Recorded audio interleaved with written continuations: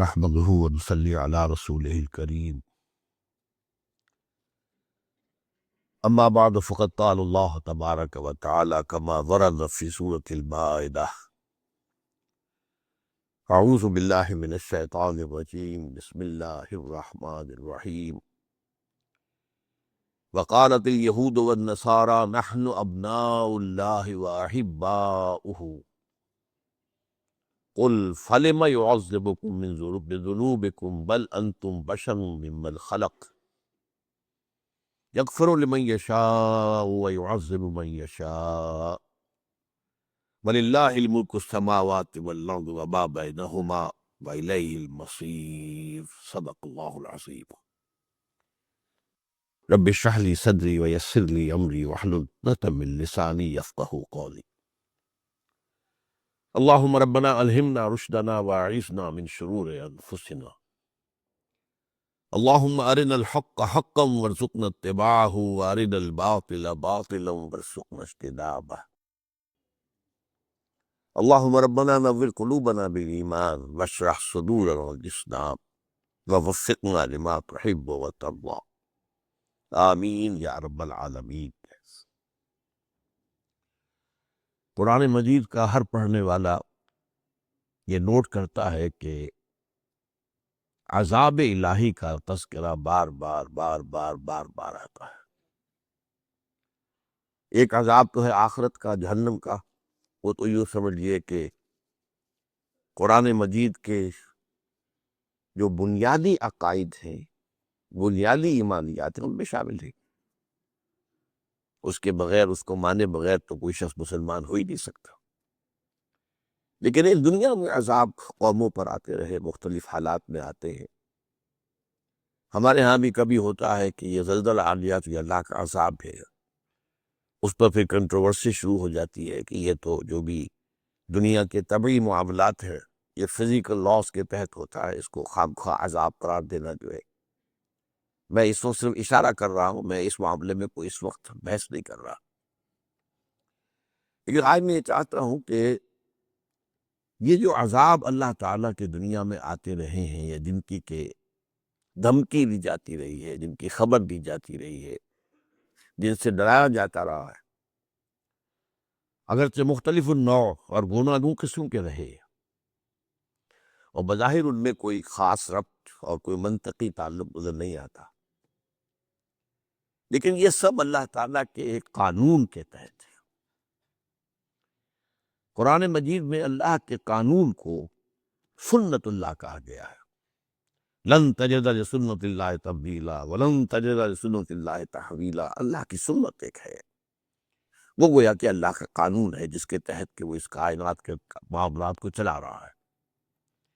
یہ سنت اللہ کا لفظ جو ہے سورۃ الاحزاب میں بھی آیا ہے، سورۃ الفاتر میں بھی آیا ہے، سورۃ الفتح میں۔ تو آج میں آپ کے سامنے رکھنا چاہتا ہوں کہ وہ سنت اللہ کیا ہے، عذاب خداوندی کے بارے میں اللہ کا قانون کیا ہے۔ اب یہ قانون بھی قرآن مجید میں کہیں ایک جگہ بیان نہیں ہوا ہے، اس کی دفعات جیسے کہ ہماری قانون کی کتابوں میں ہوتی ہے، دفعہ اتنے دفعہ اتنے دفعہ اتنے، دفعہ وار اس کی ترتیب ہو، یہ نہیں ہے۔ قرآن مجید کا انداز یہ ہے ہی نہیں۔ قرآن مجید میں آپ کو معلوم نماز کا حکم تو آیا بے شمار مرتبہ، وضو کا کہیں آ رہا ہے، تیمم کا کہیں آ رہا ہے، رکوع و سجود کا کہیں اور تذکرہ ہو رہا ہے، قیام پر کہیں اور زور دیا جا رہا ہے۔ تو وہ سب کو جوڑ کر، اور ان کو جوڑنے والی شے سنت رسول صلی اللہ علیہ وسلم، لیکن یہ کہ ان کو جوڑ کر آدمی جو ہے وہ پورا معاملہ اخذ کر سکتا ہے۔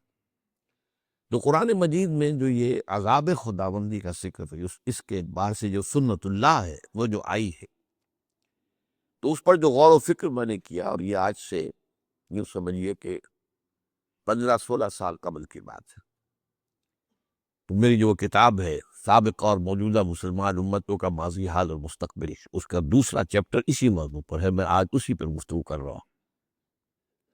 یہ سنت اللہ کیا ہے؟ 5 باتیں اہم نوٹ کرنے کی ہیں۔ پہلا جو اصول ہے وہ یہ ہے کہ یہ دنیا دار الامتحان ہے، دار الجزا نہیں ہے۔ بیسیکلی یہ دار الامتحان ہے۔ خلق الموت والحیات لیبلوکم ایکم احسن عملا، سورہ ملک میں جو فرمایا، اس نے یہ موت اور حیات کا سلسلہ اس لیے بنایا ہے تاکہ تمہیں جانچے، پرکھے، آزمائے کہ کون ہے تم میں سے اچھے عمل کرنے والے۔ یہ ایک امتحانی وقفہ ہے۔ یہ بات ذہن میں رہے کہ قرآن مجید کے روح سے انسان کی زندگی جو ہے وہ بہت طویل عمل ہے، بہت طویل عمل ہے، بہت طویل عمل۔ وہ جو اقبال نے کہا ہے کہ تو اسے پیمانہ امروز و فردا سے نہ ناپ، یہ آج کل پرسوں، یہ 7 دن میں ہفتہ ہو گیا، پھر مہینہ ہو گیا، یہ پیمانے کیا ہے؟ انسان کی زندگی ان پیمانوں سے ناپی جانے والی نہیں ہے۔ تو اسے پیمانہ امروز و فردا سے نہ ناپ، جاوداں پہم دواں ہر دم جواں ہے زندگی، بہت طویل ہے۔ سب سے پہلی بات تو ہم جانتے ہیں ایک یہ حیات دنیاوی ہے، ایک حیات برزخی ہے، جو آج آنکھ بند ہوگی یہاں قبر میں اتار دیے جائیں گے تو حیات برزخی شروع، وہ بھی حیات ہے۔ پھر حیات اخروی ہے جس کا کوئی حد ہے ہی نہیں، جاوداں پہم دواں ہر دم جواں ہے زندگی، وہ تو اس کا تو خاتمہ بھی ہے ہی نہیں۔ اور اس میں ایک اور بات جو لطیف ہے، جو میرا جو کتاب چاہے کہ زندگی، موت اور انسان، یہ چھوٹا سا کتاب چاہے، میرا خیال ہے 20-25 صفحے ہوں گے کل، اس میں ایک اور حقیقت میں نے بیان کی ہے۔ ایک زندگی اس دنیا میں آنے سے پہلے ہم گزار کے آئے، وہ زندگی تھی صرف روحانی زندگی، ارواح تھی ہماری، اجساد نہیں تھے، جسم نہیں تھے، اور ان ارواح سے اللہ نے عہد لیا تھا، الست بربکم قالوا بلا۔ اب ظاہر بات ہے کہ جن سے عہد لیا گیا ہے وہ کوئی معدوم شے تو نہیں تھی، وہ کوئی مردہ شے تو نہیں تھی۔ عہد تو ہوتا ہے، آپ کہتے ہیں میں بقائنی ہوش و حواس اقرار کرتا ہوں، تو بغیر کسی ہوش و حواس کے عہد کا کوئی سوال ہی نہیں۔ تو ایک زندگی ہماری وہ تھی جو اس دنیا میں آنے سے پہلے ہم گزار چکے ہیں۔ اسی کو قرآن مجید میں سورہ مومن میں جو بیان کیا گیا ہے، یہ پھر اس میں کتاب سے کوئی آپ پڑھیں گے تو بات پوری سمجھ میں آئے گی کہ جہنمی جو ہے نا یہ فریاد کریں گے، ربنا امتنا اثنتین واحییتنا اثنتین فاعترفنا بذنوبنا فہل الی خروج من سبیل۔ اے اللہ تو نے ہمیں 2 مرتبہ مارا، 2 مرتبہ زندہ کیا، تو اب یہاں سے نکلنے کی بھی کوئی شکل ہے کہ نہیں؟ 2 مرتبہ مارا، اور مارا پہلے ہے، امتنا اثنتین واحییتنا اثنتین، وہ ارواح کی تخلیق کے بعد ہمیں سلا دیا گیا، کولڈ سٹوریج میں رکھ دیا گیا، وہ پہلی موت تھی۔ پھر رحم مادر میں جب میرا حجولہ تیار ہو گیا 120 دن میں، پھر میری روح وہاں سے لا کر داخل کی گئی، اب یہ حیات دنیاوی شروع ہو گئی۔ پھر موت ہوگی تو یہ جسم میرا جہاں سے آیا تھا وہیں جائے گا، وہ تو زمین سے آیا تھا، منہا خلقناکم وفیہا نعیدکم، لیکن وہ روح جہاں سے آئی تھی وہاں جائے گی۔ انا للہ و انا الیہ راجعون، اور وہ حیات اخروی ہے جس کی کوئی انتہا نہیں۔ تو اسے پیمانہ امروز و فردا سے نہ نام، جاوداں پہم دوا ہر دم جواں ہے زندگی۔ اس میں سے یہ وقفہ تھوڑا سا کیا ہے، ایک موت، پھر زندگی، پھر موت۔ یہ کیوں؟ یہ چھوٹا سا وقفہ 40-50 سال، 70 سال، بلکہ 70 سال بھی ہو جائیں تو ان میں سے آپ نکال دیجئے، پہلے 15-20 سال تو ابھی شعور ہی نہیں ہوتا، اور بعد میں بھی جو ہے اگر کسی کو زیادہ عمر ملے تو پھر جو ہے انسان کے حواس اور اس کے قوا جو ہے ذہنی وہ کمزور پڑ جاتے ہیں۔ تو یہ تھوڑا سا وقفہ ہے، یہ گزرا حقیقت، یہ ہے ایک امتحانی وقفہ کہ ایک 3 گھنٹے کا امتحان ہوتا تھا جو ہم دیتے رہتے تھے بیٹھ کر، ایک 30 سال کا، 30 برس کا امتحان ہے، اس میں پھر امتحان ہونے کی حیثیت سے کوئی فرق نہیں۔ بہرحال اصل بات کیا تھی، یہ دنیا اصلاً دار الجزا نہیں ہے، یہ دار الامتحان ہے۔ البتہ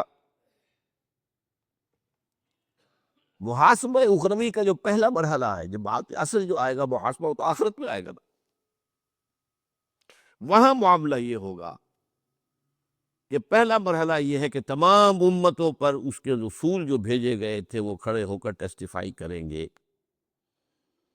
کہ پروردگار تیرا جو دین، تیری ہدایت ہم تک آئی تھی، ہم نے پہنچا دی تھی، فَكَيْفَ إِذَا جِئْنَا مِنْ كُلِّ أُمَّةٍ بِشَهِيدٍ وَجِئْنَا بِكَ عَلَىٰ هَٰؤُلَاءِ شَهِيدًا۔ اس کے بعد پھر انڈیویجول معاملہ ہوگا۔ اخروی حساب جو ہے اس کا پہلا مرحلہ اجتماعی ہو گیا، لیکن وہ صرف محاسبے کا نہیں، اتمام حجت کا ہے کہ دیکھو تمہارے پاس ہمارا دین پہنچ گیا تھا، ہمارا پیغام پہنچ گیا تھا، اب بتاؤ تم نے کیا کیا۔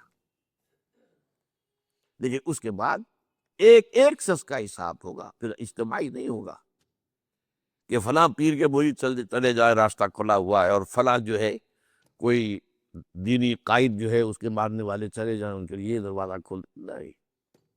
انڈیویجول کلہم آتی ہے یوم القیامت فردا، جو بھی آئے گا قیامت کے دن اللہ کے عدالت میں کھڑا ہوگا انفرادی طور۔ تم بتاؤ تم نے کیا کیا، تمہیں ہم نے یہ دیا یہ دیا یہ دیا۔ اور آپ کو معلوم ہے، یہ کئی دفعہ میں نے بات واضح کی ہے، ہر انسان کو اللہ نے برابر چیزیں نہیں دی ہیں، کسی کو زیادہ دی ہے، کسی کو کم دی ہے۔ کوئی پیدائشی طور پر جو ہے بہت ذہین ہے، کوئی اتنا نہیں ہے، یا کون ذہن ہے ہوتے ہیں، کوئی پیدائشی طور پر جسمانی طور پر کمزور ہوتے ہیں، کوئی پیدائشی طور پر قوی ہوتے ہیں۔ پھر حالات مختلف ہے، کہاں پیدا کیا۔ ظاہر بات ہے کہ جینز جو آپ لے کر آ رہے ہیں، میں لے کر آیا ہوں، وہ میرے اور ہیں، آپ کے اور ہیں۔ اور پھر یہ کہ جس ماحول میں میں پلا بڑھا ہوں وہ اور تھا، آپ جس میں پڑے بڑے وہ اور ہیں۔ یہ گیون ہے انسان کے لیے۔ اب اس میں مزید گیون کیا ہے، تم تک میری ہدایت بھی پہنچ گئی تھی، اب بتاؤ تم نے کیا کیا۔ فَكُلُّهُمْ آتِيَ يَوْمَ الْقِيَامَةِ فَرْدًا۔ یہ معاملہ ہے اخروی حساب کا، جبکہ انفرادی طور پر ہر شخص سے معاملہ ہوگا۔ البتہ قوموں اور امتوں کا معاملہ ذرا مختلف ہے۔ قوموں اور امتوں کا حساب اس دنیا میں ہوتا ہے، وہاں معاملہ قومی سطح پر نہیں ہوگا، انفرادی سطح پر۔ ہو سکتا ہے کہ کوئی شخص محمد کا امت کے اس کے ساتھ ہو اور وہاں اسے جہنم میں ڈال دیا جائے۔ کیوں؟ تمہارے دل میں ریاکاری تھی، بات ختم۔ بڑی سے بڑی فگر زیرو سے ضرب کھاتا زیرو ہو جاتی ہے۔ تم بہت بڑے عالم تھے، ٹھیک ہے، اے اللہ میں نے یہ کیا، تیرا دین کا علم پھیلایا، کیا تم نے، لیکن تم نے اس لیے کیا تھا کہ کہا جائے کہ فلاں شخص بڑا عالم ہے۔ وہ کہہ دیا گیا، دنیا میں ڈنکا بج گیا، تعریفیں ہو گئی، تہنیت ہو گئی، تمہاری عقیدت مند پیدا ہو گئے، بس ختم، تمہارا مطلوب مقصود حاصل ہو چکا، یہاں کچھ نہیں ہے تمہارے لیے۔ اے اللہ میں نے تیرے راہ میں جنگ کی، انہوں نے جان دے دی، ٹھیک دی، لیکن تم نے جنگ کی تھی اس لیے یہاں یقال جریون، کہا جائے بڑا جرت مند آدمی ہے، صاحب کیا کہہ دیں اس کے، نیت یہ تھی تمہیں فقط نیلا، وہ کہا جا چکا نہیں اب ہے، تمہارا مقصود حاصل ہو چکا، you have already had your reward، اب یہاں کچھ نہیں ہے۔ بڑی کب کبھی تاریخ کرنے والی حدیث ہے یہ دولت مند کا معاملہ ہے۔ اللہ میں نے تیرے راہ میں بڑی دولت خرچ کی تھی، تم نے کی اس لیے کی تھی، کہا جائے سخیون، بڑا سخی آدمی ہے، کیا کہنے اس کی، نیت یہ تھی۔ اگر یہ نیت نہیں ہے کہا جائے کوئی پرواہ نہیں، نیت یہ نہیں ہے کہا جائے بھئی بڑی بہادری سے لڑا فراشا سے، کوئی حل نہیں۔ اب نیت ہے تمہاری، اللہ نیت کو جانتا، ہم کسی کی نیت پہ فیصلہ نہیں کر سکتے۔ تو معلوم ہوا کہ وہاں تو معاملہ جو ہے ہر ایک کا ایبسولیوٹلی انڈیویجول ہے، قومی نہیں ہے، جماعت ہی نہیں، فلاں جماعت کے ارکان چلے جائیں بھائی دروازہ کھل گیا جنت کا، نہیں بھائی، اس جماعت کے ارکان میں سے ہر ایک کا معاملہ علیحدہ اسس ہوگا، یہ پرسنل اسسمنٹ ہے۔ لیکن قوموں کا معاملہ اور امتوں کا معاملہ جو ہے وہ اس دنیا میں ہوتا ہے۔ بڑا پیارا شعر اقبال کا، فطرت افراد سے اغماس بھی کر لیتی ہے، نہیں کرتی کبھی امت کے گناہوں کو معاف۔ انڈیویجول کو دنیا میں نظر انداز کر دے گا، اس کو تو ٹھیک ہے، اب اس کو ہم نے جو بھی سزا دینی ہے آخرت میں دینی ہے، کہ قوم بحثیت قوم آخر میں پیش نہیں ہوگی، لہذا قوم کا حساب کتاب فطرت افراد سے اغماض بھی کر دیتی ہے، نہیں کرتی کبھی ملت کی گناہوں کو معاف۔ یہ جو قومی معاملات ہوتے ہیں اس میں البتہ ایک استثناء ہے، اور اس میں اول پہ یہ بات نوٹ کر لیجئے کہ جب کسی قوم پر دنیا میں عذاب آتا ہے تو اس میں گیہوں کے ساتھ گھن بھی پس جاتا ہے۔ یہ محاورہ ہے، گیہوں کے ساتھ گھن بھی پس گیا۔ بہت سے وہ لوگ کہ جو بالفعل جو ہے برے کام نہیں کر رہے تھے وہ بھی پکڑے جاتے ہیں، بس ایک امید کی کرن دکھائی گئی ہے کہ اس سے بچ سکیں گے وہ لوگ کہ جو برائی سے روکتے رہے، خود بھی بچے رہے اور روکتے بھی رہے، وہ بچ جائے۔ انجینا الذین ینہون عن السوء، ہم نے بچا لیا ان لوگوں کو جو برائی سے روکتے رہے تھے۔ یہ واقعہ سورہ اعراف میں تفصیل سے آیا ہے نا۔ اصحاب السبت یہودیوں کا ایک قبیلہ تھا جو ایک ساحل پر آباد تھا، غالباً ایلات کی جو بندرگاہ کہلاتی۔ اب ظاہر بات ہے کہ وہاں کیا روزی کیا تھی، مچھلیوں کا پکڑنا۔ اب ان کے ہاں ہفتے کے روز کوئی کام دنیا کا کرنا حرام تھا۔ حیوانات کو بھی اللہ نے شعور تو دے رکھا ہے، مچھلیوں کو احساس ہو گیا کہ ایک دن ہفتے کا ایسا ہے جبکہ ہمیں کوئی کچھ نہیں کہتا، باقی 6 دن ہماری شامت ہوتی۔ وہ 6 دن جاتی تھی ڈیپ سی کے اندر، وہاں کون پکڑ لے؟ یہ آج کل کی طرح کی تو نہیں تھے ٹرالے، بڑے سینکڑوں ٹن کا ٹرالا پھر رہا ہے اور ڈیپ سی میں سے جا کر مچھلیوں کو پکڑ رہا ہے، وہ تو نہیں تھا معاملہ۔ تو ساحل کے قریب سے ہی وہ اپنے مچھرے جو بھی تھوڑا بہت ان کے وہ جال تھا اس سے پکڑتے تھے۔ کہ وہ 6 دن جو ہے وہ ڈیپ سی میں چلے گئے، اور 7ویں دن جو ہے ہفتے کے روز آ کر اٹکیلیاں کر رہی ہیں، مچھلیاں اچھل رہی ہیں، کود رہی ہیں، یہ میں نے دیکھ رہے ہیں۔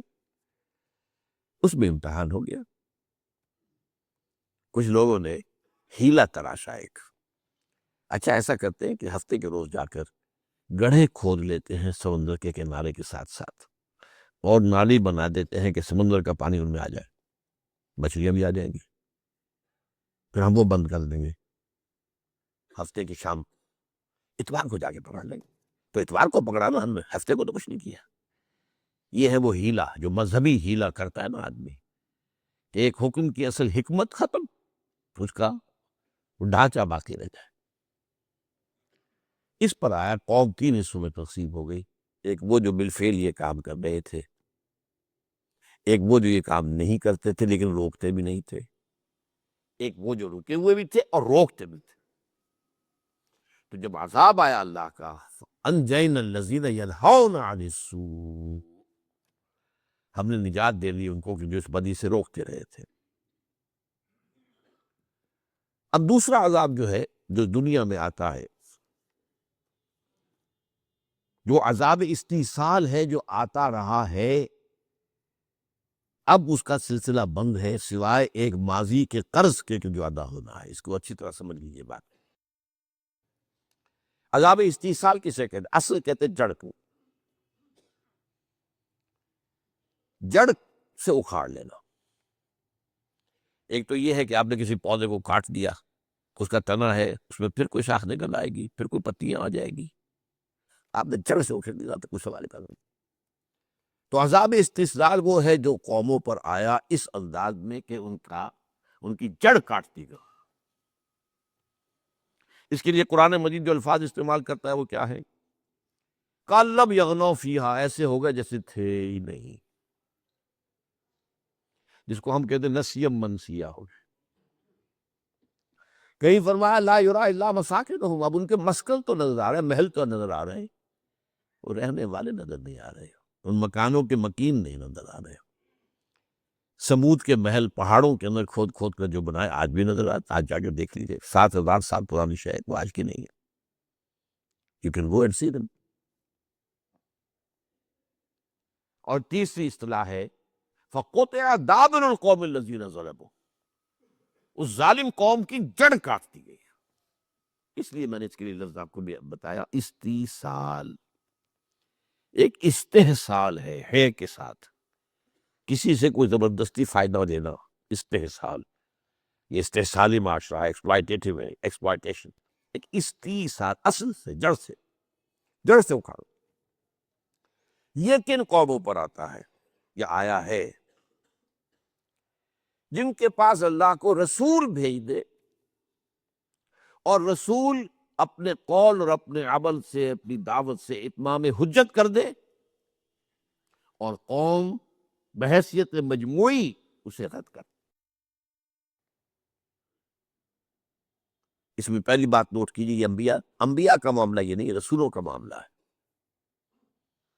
رسول کا لفظ ہے، جبھی میں آپ کو آیات بھی سناؤں گا۔ رسول بھیجا جائے معین طور پر، جاؤ ادھر، اذهب الى فرعون انه طغى، جاؤ موسیٰ فرعون کی طرف۔ اب یہ رسول ہے۔ حضرت یوسف اس طرح بھیجے نہیں گئے تھے، وہ نبی تھے، رسول نہیں تھے۔ سمجھ رہے ہیں میری بات؟ نبی اور رسول میں بہت فرق ہے۔ بس ایک بات جو ہے سب کے نزدیک متفق علیہ ہے، نبی عام ہے، رسول خاص ہے۔ ہر رسول تو لازماً نبی ہے، ہر نبی رسول نہیں ہے۔ اسی لیے جو مشہور ہے کہ 1.25 جو ہے انبیاء آئے ہیں دنیا میں، جبکہ رسول 313 آئے۔ بہرحال ایک قوم کی طرف اللہ نبی بھیج رہا ہے، لیکن اس کے بعد پھر بالآخر اتمام حجت کے لیے ایک رسول بھیج دیا۔ اب اس رسول کی دعوت کا بحیثیت مجموعی انکار کیا، 2 4 6 8 10 آدمی آ گئے، بس اللہ فضل، ان پر وہ عذاب استحصال آتا ہے۔ گویا کہ ثابت ہو جاتا ہے اس قوم میں کوئی خیر نہیں ہے۔ وہ جو میں نے کچھ دنوں پہلے آپ کو سورہ نوح کی آیات سنائی تھی، وقال رب لا تذر على الارض من الكافرين ديارا انك ان تذرهم يضلوا عبادك ولا يلدوا الا فاجرا كفارا۔ اے پروردگار، اس قوم کا بیج مارا گیا ہے، یہاں سے کسی خیر کی توقع، ان کی نسلوں میں سے بھی کوئی اب جو ہے خیر کی طرف آنے والا نہیں ہے۔ کس درجے مایوسی اور کس قدر غضب۔ تو جب رسول آ گیا اور بات نہیں مانی تو پھر وہ قوم ہلاک کر دی جاتی تھی۔ کأن لم یغنوا فیہا لا یری الا مساکنہم قطع دابر القوم الذین ظلموا۔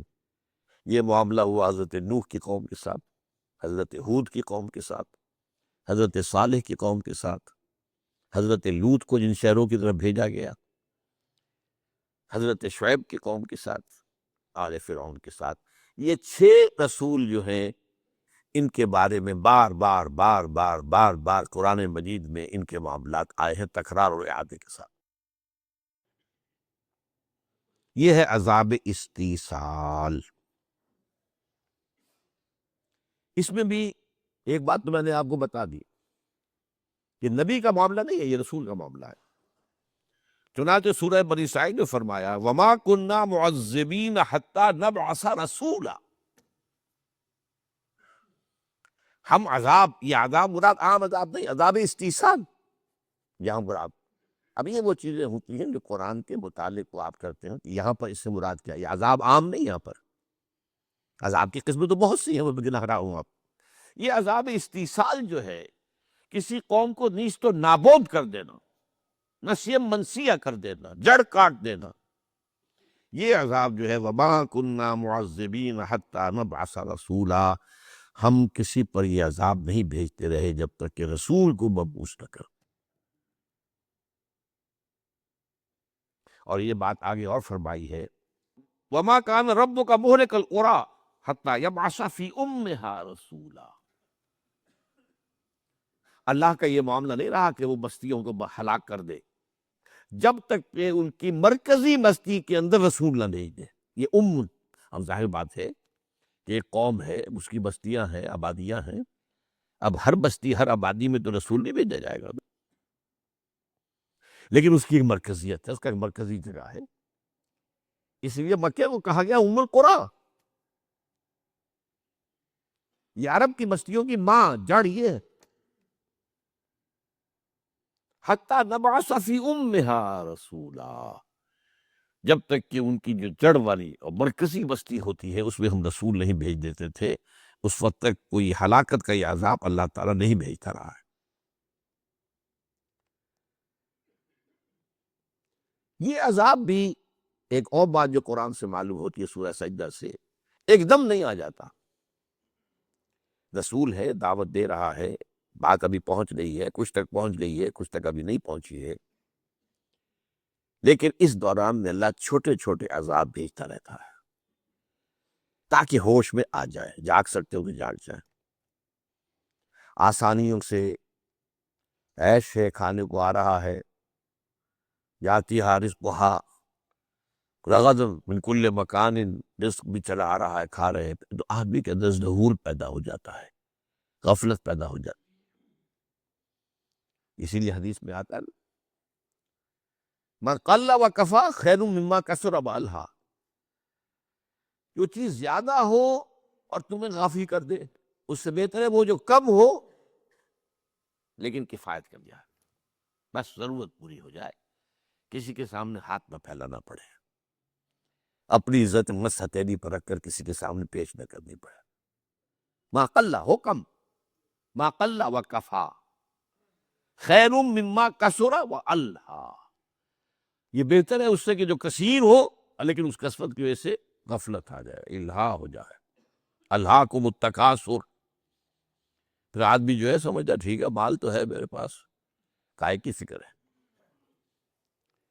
اس اعتبار سے یہ عذاب استحصال کے آنے سے پہلے چھوٹے چھوٹے عذاب، وَلَنُذِيقَنَّهُم مِّنَ الْعَذَابِ الْأَدْنَىٰ دُونَ الْعَذَابِ الْأَكْبَرِ لَعَلَّهُمْ يَرْجِعُونَ، یہ سورہ سجدہ کی آیت ہے۔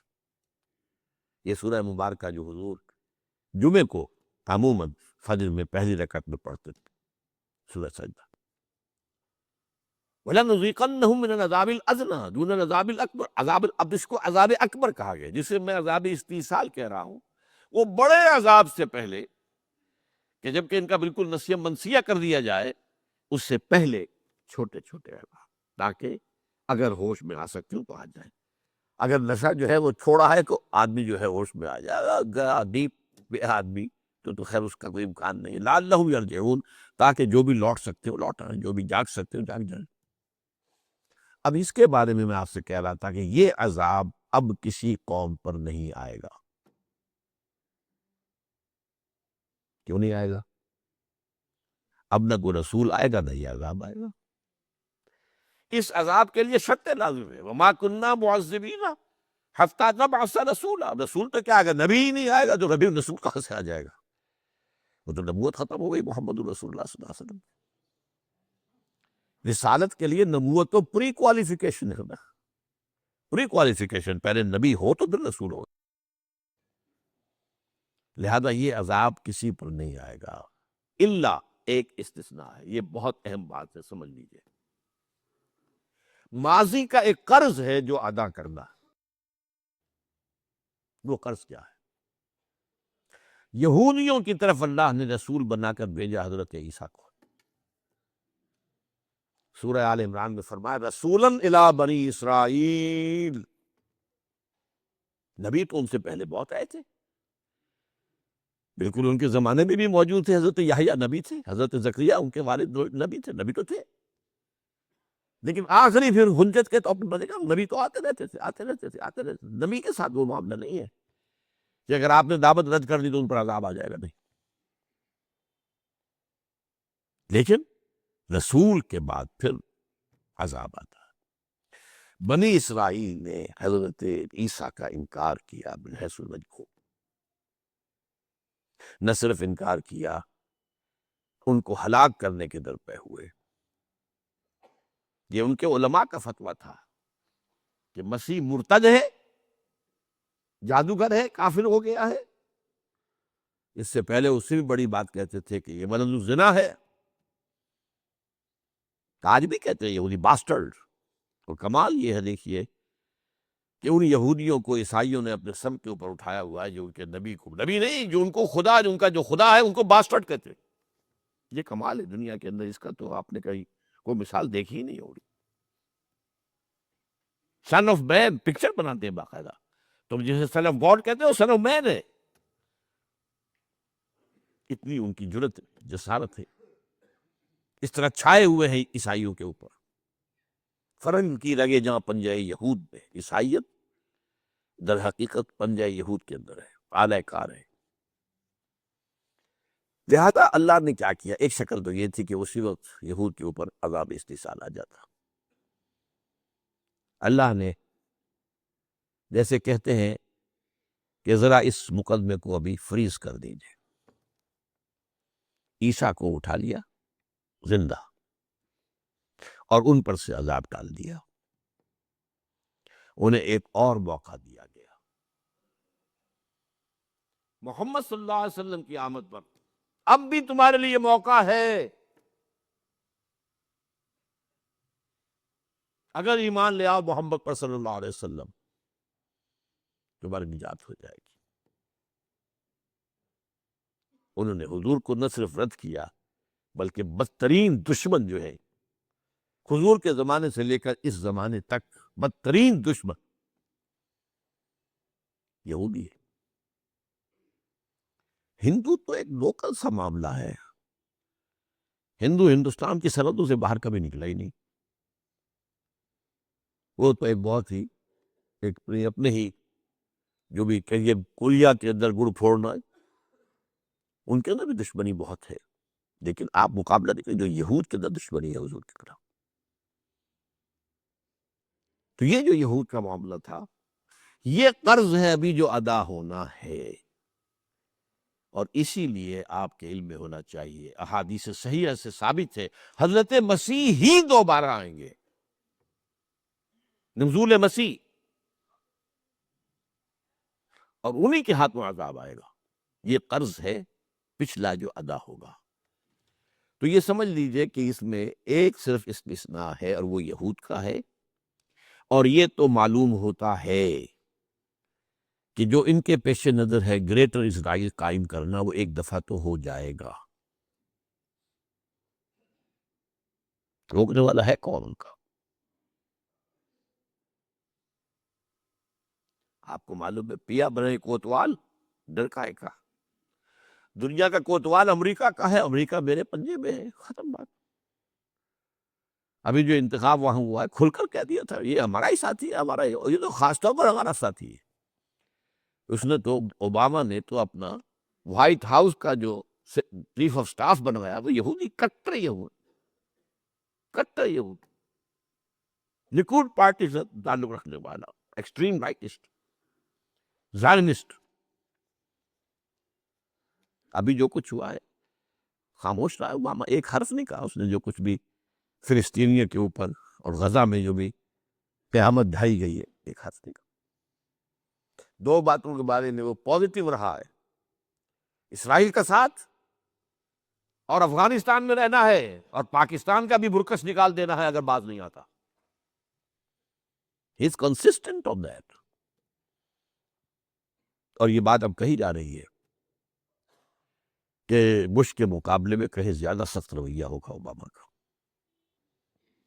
اس لیے کہ امریکن ایڈمنسٹریشن کا یہ خیال تھا کہ یہ جتنے پیسے ہم سے لے رہا ہے تو اتنا کام اصل میں کر نہیں رہا، بلکہ پاکستانی فوج کا ایک عنصر ہے کہ جو اس طالبان کو سنبھال کے رکھنا چاہتا ہے مستقبل کے لیے، کہ آئندہ یہ ہمارے ساتھی بن سکیں گے اور ہمارے مددگار بن سکیں گے۔ بہرحال یہ ایک آج کے موضوع سے علیحدہ بات ہو گئی، میں صرف آپ کو یہ بتا رہا تھا کہ یہ استثناء ہے کہ وہ عذاب استحصال اب کسی اور قوم پر نہیں آ سکتا، اس لیے کہ نہ نبی آئے گا، نہ رسول آئے گا، نہ عذاب استحصال آئے گا۔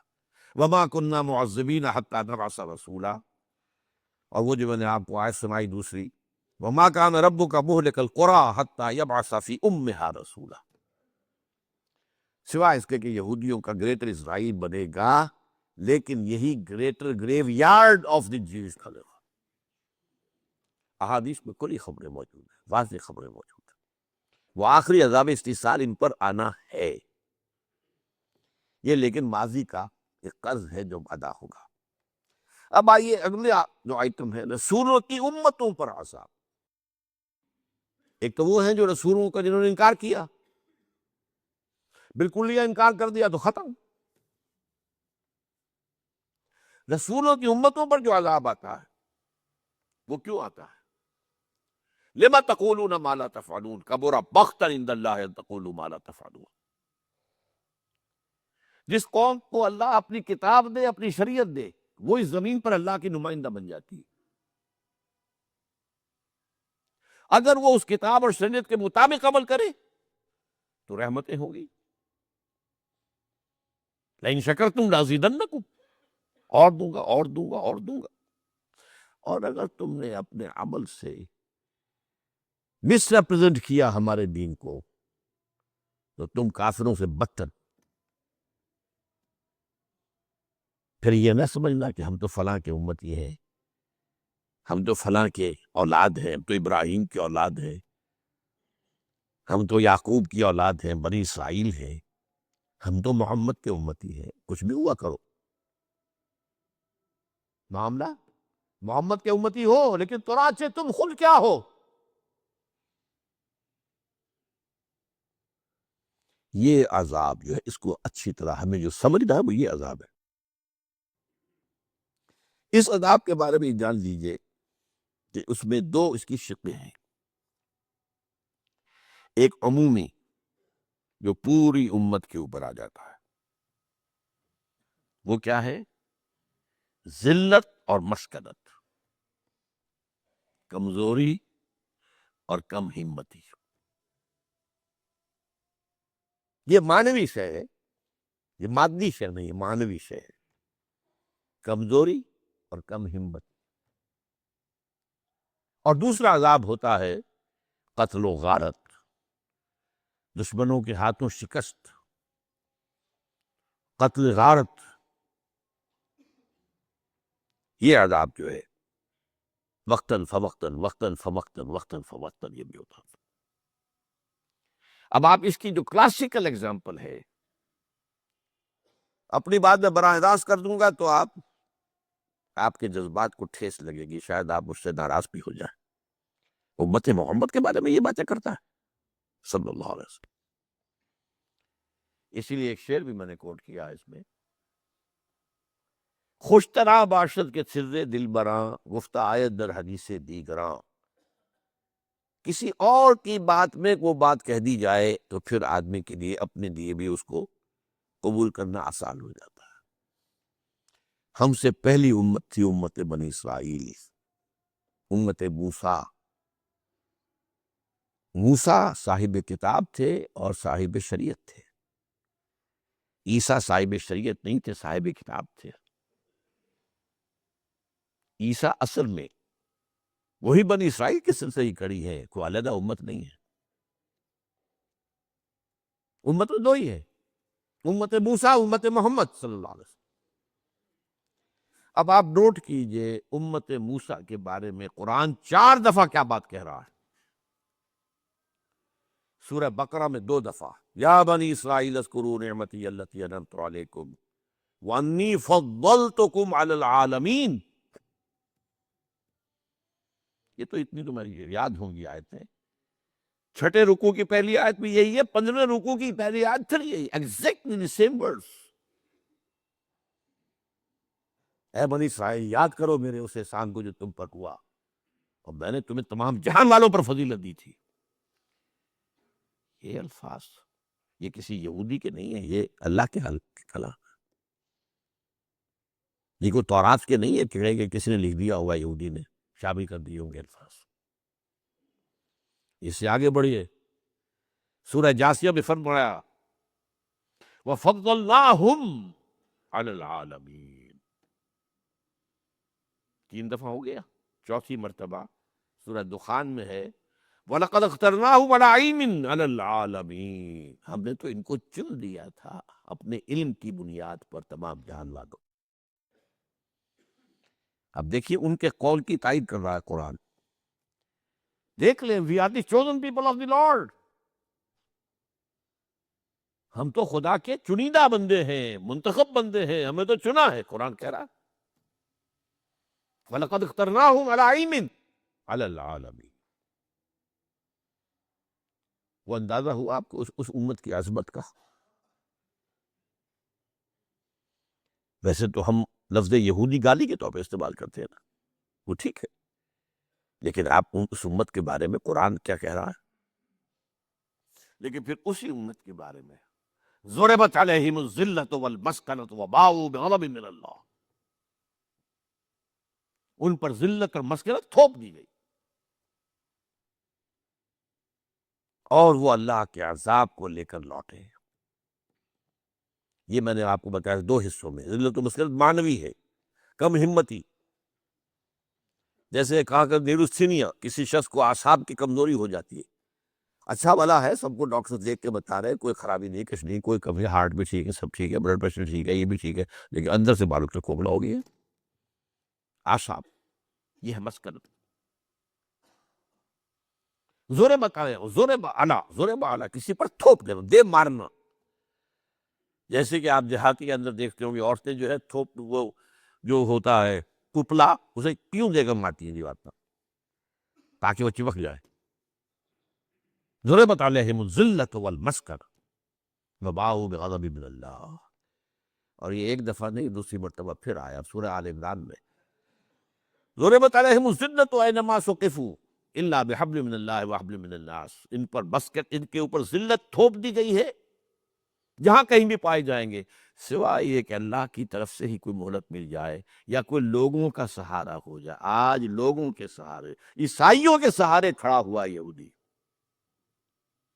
اپنے بل پر نہیں ہے، لیکن یہ نہیں ہے، یہودیوں نے ان کو قبضے میں لیا، پوسیس کیا ہوا ہے، لیکن ہے معلوم جو ساری قوت کا دار و مدار امریکہ پر، 41 ویٹوز آن کریڈٹ آف امریکہ، کہ آپ یونائٹڈ نیشن جنرل اسمبلی ایک قرارداد پاس کر رہی ہے اور امریکہ ویٹو کر رہا ہے، ویٹو کر رہا ہے، ویٹو کر رہا ہے، ویٹو کر رہا ہے، اور اس کے اوپر جو ہے بارش کی ہوئی ہے۔ تو یہ ہے کہ انسانوں کا کوئی سہارا کیوں مل رہا ہے، سہارا یہ پھر میں اگلی مرتبہ عرض کروں گا۔ یہ امت مسلمہ پر جو آنے والا عذاب ہے، یہ وہ تلخ باب ہے جو میں اس کی تلخی کو کم کرنے کے لیے آج یہ آپ کو پہلے یہ نہ سمجھو کہ آپ ہی ہیں ریختہ کے تم ہی استاد نہیں ہو، غالب کہتے ہیں اگلے زمانے میں کوئی میر بھی تھا، تم ہی نہیں ہو امت مسلمہ، پہلے بھی ایک اور امت تھی جس کی سند میں آپ کو دے چکا، انی فضلتکم علی العالمین، فضلناہم علی العالمین، اخترناہم علی علم علی العالمین، ضربت علیہم الذلۃ والمسکنۃ وباؤوا بغضب من اللہ۔ غضب کیا ہوا؟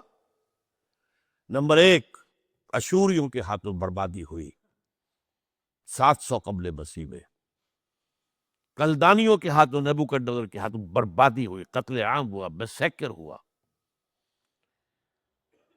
ہیکل سلیمانی گرایا گیا 587 قبل رسول، پھر وہ دوبارہ اللہ نے ایک مہلت دی، پھر انہیں آباد کیا، پھر انہوں نے وہ بنایا اپنا ہیکل سلیمانی، پھر آ کر یونانیوں نے رگڑا، رومیوں نے رگڑا، اور رومیوں نے رومن نے، ٹائٹس نے 70 عیسوی میں وہ ان کا جو ہے ہیکل بگرا دیا، اور 1,33,000 یہودی ایک دن میں قتل کیے یروشلم میں، اور نکل جاؤ فلسطین سے، کوئی نہیں تمہاری نہیں رہنے کی جگہ۔ کئی سو برس تک یہ یروشلم کی بستی اجڑی رہی ہے۔ تو ہیڈریان بعد میں جو ایمپرر بنا روم کا، اس نے پھر سے دوبارہ آباد کیا اور نام بھی بدل دیا، یروشلم نہیں، ایلیا، حضور کے زمانے میں ایلیاس کا نام تھا۔ اور یہ تو قرآن مجید کے نزول سے پہلے کی باتیں ہوگی، اشیریوں کے ہاتھوں تباہی، کلدانیوں کے ہاتھوں تباہی، یونانیوں کے ہاتھوں تباہی، رومیوں کے ہاتھوں تباہی، اور حضور کے بعد جرمنوں کے ہاتھوں تباہی جو پچھلی صدی۔ اب طرفہ تماشا نوٹ کر لیجئے، یہ سب کچھ ہے، لیکن وہ کہتے یہی رہیں گے، نحن ابناء اللہ واحباؤہ، ہم تو اللہ کے بیٹے ہیں، چہیتے ہیں۔ ٹھیک ہے، تم چہیتے تھے، ٹھیک ہے، اللہ نے تمہیں چنا تھا، ٹھیک ہے، اخترناہم علی العالمین، اللہ نے فرمایا ہے، لیکن اس کے بعد تمہارے اعمال، تمہارے کرتوت، اللہ تعالیٰ کا قاعدہ اور قانون وہ عمل کے ساتھ ہے، پیش کر غافل عمل کوئی اگر دفتر میں ہے۔ یہی وجہ میں نے آیت جو پڑھا سنائی تھی آپ کو، شروع میں کیا تھی وہ، وقالت الیہود والنصارى نحن ابناء اللہ واحباؤہ قل فلم یعذبکم بذنوبکم، ایسے ہی تم چہیتے اور لاڈلے ہو تو اللہ تمہیں کیوں عذاب دیتا رہا ہے؟ تمہاری ایسی ایسی پٹائی، ایسی ایسی پٹائی، اشریوں کے ہاتھوں تباہی، کلدانیوں کے ہاتھوں بربادی، 2 مرتبہ تمہارا خانہ کعبہ 2 مرتبہ گرا پڑا ہوا، سن 70 عیسوی سے لے کر آج تک 2009 تک گرا ہوا ہے۔ اب انہوں نے بنانا ہے، اب ان کے ایجنڈا میں شامل ہے، بنانا ہے۔ لیکن اس کے باوجود زوم یہ ہے کہ ہم اللہ کے چہیتے، we are the chosen people of the Lord, اور زوم یہ ہے کہ لن تمسنا النار الا ایاما معدودات، ہمیں تو آگ چھو ہی نہیں سکتی، ہم یعقوب کی اولاد ہیں، بخشے بخشائے ہیں۔ یہ تو اللہ دوسروں کی آنکھوں میں دھول جھونکنے کے لیے ہمیں چند دن کے لیے شاید جہنم میں ڈال دے، ورنہ ہمیں نکال دے رہا۔ یہ ہوتے ہیں وہ پھر عقیدے جو بن جاتے ہیں، جو راسخ ہو جاتے ہیں۔ حالات کچھ اور کہہ رہے ہیں اور ہم کچھ اور کہہ رہے ہیں۔ من چیمی گوئم و تمورہ من چیمی سرائے تھا۔ بہرحال یہ میں نے آج آپ کے سامنے قرآن کا قانون عذاب یہ آپ کے سامنے بیان کیا ہے۔ اقول قولی ھذا واستغفر اللہ لی ولکم ولسائر المسلمین والمسلمات۔